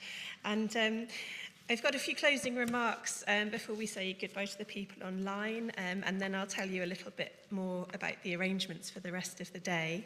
I firstly want to start by thanking Jo Stanley for all of her input to curating today, effectively, suggestions for speakers and the programme and the agenda.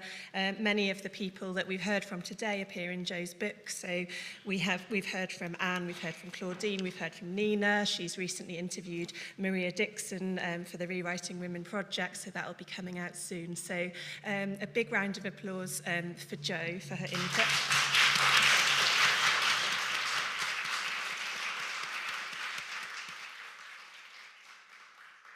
And a huge thank you from Lloyd's Register and Lloyd's Register Foundation as well for all of the passion, the enthusiasm, the support, the challenges that have been brought to us through this project.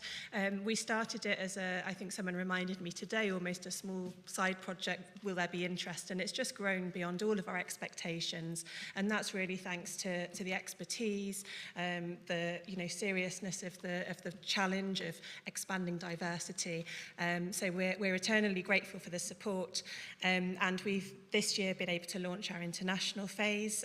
We're hoping to get some of the information on the India video up for you later today, but there's a lot of information online, so we would really love to encourage all of you to amplify all of the information from the International Women in Maritime Day and all of the content there as much as you can across different channels. Be really wonderful to see.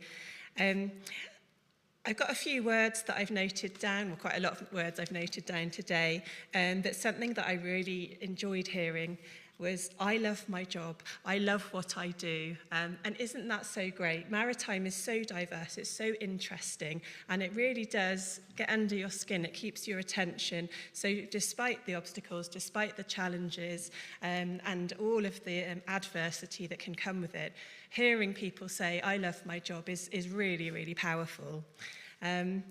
And I think another thread is out of sight, out of mind. It might be more so in the UK perhaps than in other maritime countries, but it's one of the things that our partnership with the National Maritime Museum is seeking to overcome, and also working with organisations like the International Congress of Maritime Museums, trying to make maritime visible, trying to build ocean citizens and get people to understand how important the maritime industry is. And that's a really good step to making the industry more diverse, showing that it's there, showing its importance, and all of the different career paths there are through that. I certainly had no idea of it when I was at school. I think the careers book said you could be a policeman, a fireman, a baker, or a bride. That was actually a career choice in the book at primary school, so that was an interesting one.